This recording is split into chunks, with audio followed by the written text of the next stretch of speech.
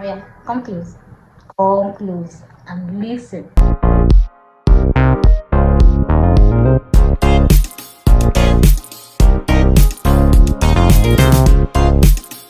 Hi, I am Andy Vetrio and I'm the creative director for Viz Afrique brand. For Viz Afrique brand, we are into making Afrocentric handmade products like earrings, bags, shoes, notepads. If you go to any of our social media handles, Viz Afrique, just search on Viz Afrique anyway or Andy Vetrio, you get to see some of our products and our designs so you can understand better what we do. So this video I'm going to be sharing 10 content ideas for people who are in my niche or who are just beginners or people who would like to take their fashion accessory making business on that level.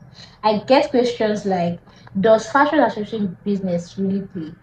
Oh yes, it does. If it doesn't, my darling, I would have dropped it a long time ago. I started when I finished my NYC. Rather, when I was doing my NYC was when I started Visa Freak, but I made it a business properly in 2019. And since then till now, you can imagine that's like 5 years ago, and I'm still here. I'm still doing business, and I don't intend quitting anytime soon. So I have noticed that most times, when because we are not entirely content creators, even though the digital age and the stage where we are have is now turning everybody into content creator, right? You have to do something, show your face, dance, do something just for the algorithm to show you to more persons. So because of how we find ourselves or where we find ourselves, we are now forced to do things like this. So I'm going to be sharing 10 content ideas that you can use for your own videos, that you can use for your platforms, because truth is we have spent so much money on these platforms. It's not a bad idea if we begin to get paid from them. Thank God they now pay Facebook handles for Nigerians. YouTube also pays. TikTok, I heard they also pay. And even though me, I'm not even any from them yet, but my goal is to get there. So here are some basic content ideas that you can try. The first one on my list is BTS videos. BTS simply means behind the scenes video. Behind the scene, like where you are working, the work process, and what you are doing part time. You can record those moments where you are cutting your bag, you're cutting your necklace, you're cutting your earring, and all those processes behind the scene, what the workspace looks like, how it can be untidy sometimes. Record all that. That can serve as content. The second one is market runs content. Okay, market runs for me is a whole day event, actually, where you might plan to just go get normal small needle and thread, and you end up spending almost the entire day at the market, because you might end up saying things that you need and you don't remember you needed. So all that process in the market, all that your journey there, you can take your audience, you can take your targets, like your potential clients, through that process. People love to see that you are authentic. They want to see that you actually do the job, even though someone has to go for it. I know sometimes, because some people already have people that work for them, they send their workers to go to do all of those jobs. But once in a while, you can accompany them, so you can get videos from your market runs. Another one is educate your audience on how to use your products. Um, as craft persons, as creators, it is up to us to also be consultants, right, for our businesses. You don't Some clients don't know how to wear, like I've had clients who I make earrings for, or I make a certain necklace for, and then they send me pictures afterward, and I'm like, no ma, okay, sorry, you are not wearing this way. That's the back.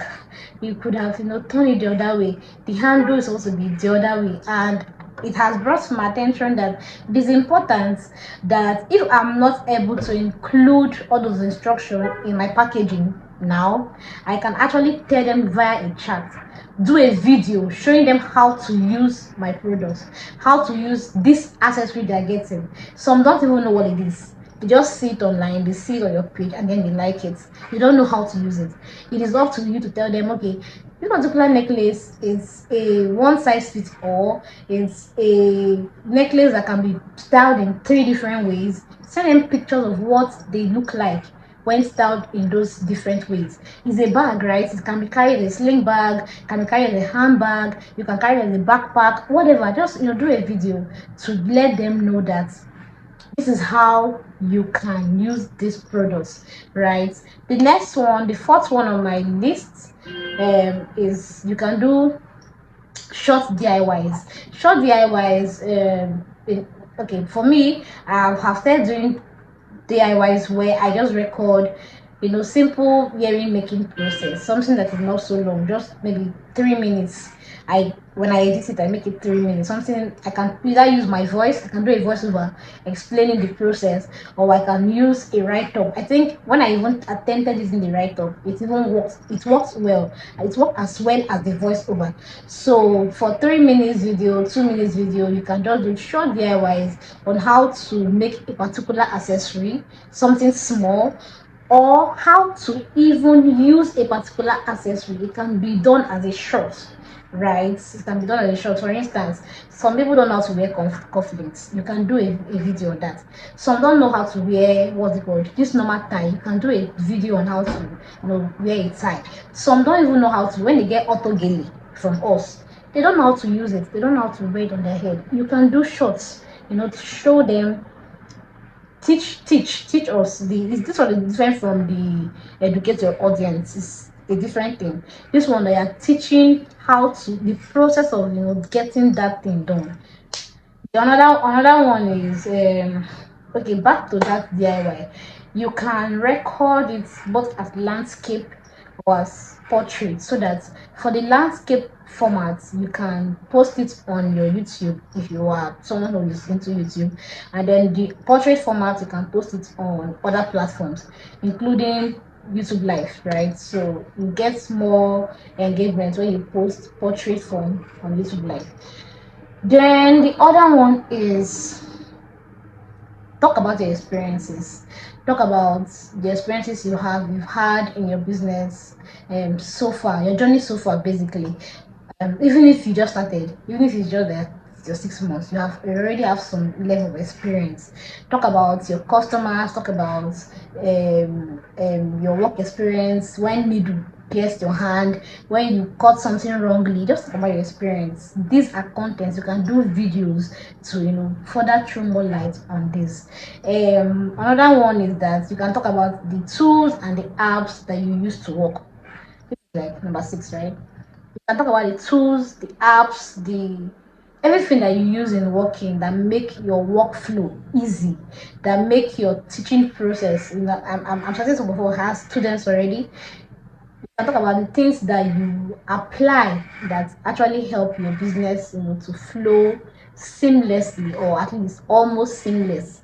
And another point, number 7, is that can talk about your clients, give a shout out, do a post. You can do a post, you can do a video, just to give a shout out to your clients. If some clients that have been loyal, to you for, I don't know for how long. I have some of them on my contacts. UC, Oluchi, Mrs. Tessie, Mrs. Chisara, Mrs. Tolani. In fact, this is what, like, I'm holding a shout out to them. I've had, pressures. There are a lot of them. There are a lot of clients that have bought from me when I started 2019, and they are still buying it today. They still refer me to other persons. I don't take them for granted. So once in a while, you can do videos appreciating them, and commenting, and talking about how they have been invaluable to you.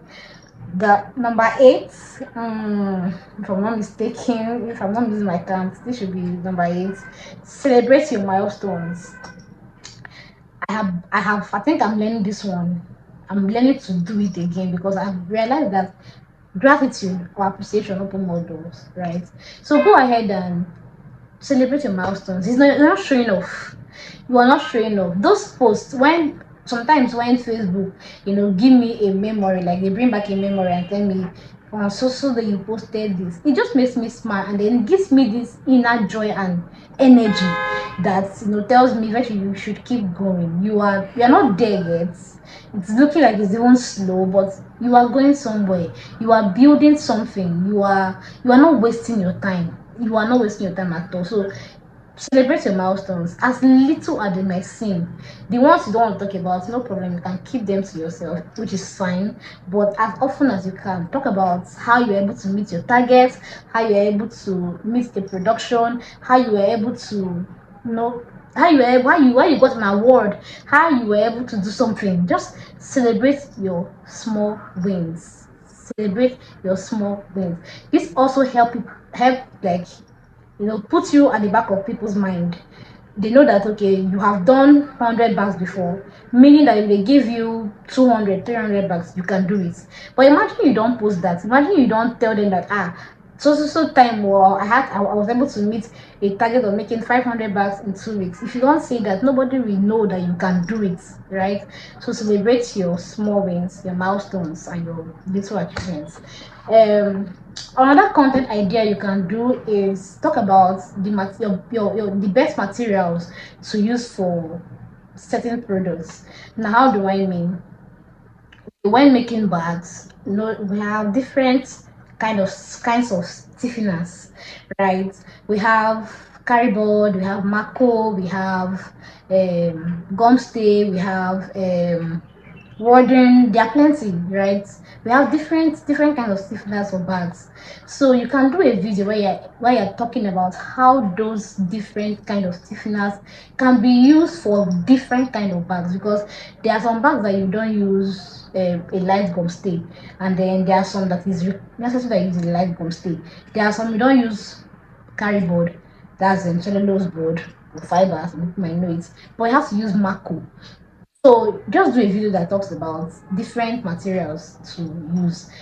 Another video content can be how to get those materials and get quality, like good quality of those materials. How to get those materials and then get good quality of those materials, like you sorry okay, how to get the best materials, where to get them from, what clients. You can share that with your audience. The last on my list, not on my list, maybe on my list actually, but the last here is tips and hacks, simple random tips and hacks for, and share them as videos. Now, how do I mean tips and hacks? Let me give an instance. An instance would be, oh, okay, let me assume that I want to use my chain and there's nobody in the house to help me do that. There's a video I can make, or I should make, or I will make, that I can, show them that with a safety pin, if you have a safety pin at home, you can easily wear your chain. I don't know how best to explain it, but maybe when I do that video, you might be able to understand. Or it can be that probably I'm going out and wow, my button from my shirt falls off. You can do a video showing them that you can use a earring. Yes, you can use a earring to close up that hole, instead of getting anxious and, oh, my button is off. You can use your earring, to do a lovely brooch, replace that button by using your earring to do a lovely brooch for that shirt. Okay, so I've come to the end of this video. Like I said, it is content ideas for fashion accessory lovers like me, and I'm very sure that this video can also be applied to other sectors. If you've watched this point, thank you so much for staying till now. Please do well to subscribe, like, share. Let's get YouTube to recommend my videos. If you have signed up, if you have subscribed to my channel before, I'm really grateful that you're watching this and you've gotten to this point. Please don't forget to drop a comment. Let's grow together. Help me meet my target of getting 1,000 subscribers. Thank you so much, and bye.